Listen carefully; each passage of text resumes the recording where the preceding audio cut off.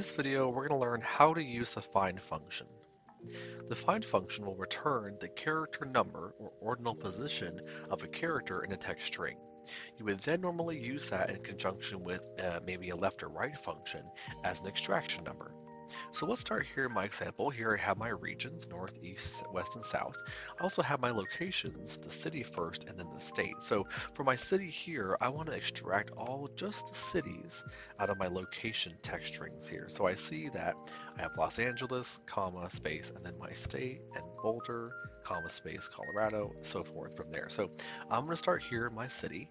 And first of all, I need to figure out what number in the character string, or again, ordinal position, does this comma fall, so that I can go ahead and extract all the characters before that comma and get all of my cities.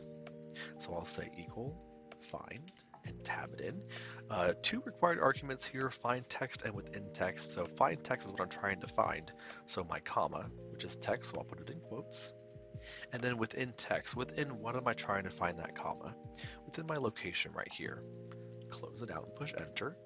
So this is that ordinal position, that character number that my comma is in all of my text strings. So for the one here, it's the 11th character in.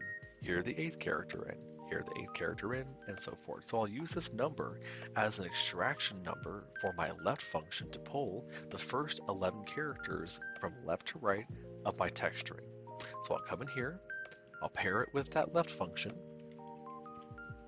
Here's my text, close it out, and so it pulls all of my cities and the comma. I don't need the comma anymore, so I'm going to come back in here, and I'm going to say once you find that comma, pull everything before the comma. So go ahead and just backtrack one character. And this is one way to use the find function.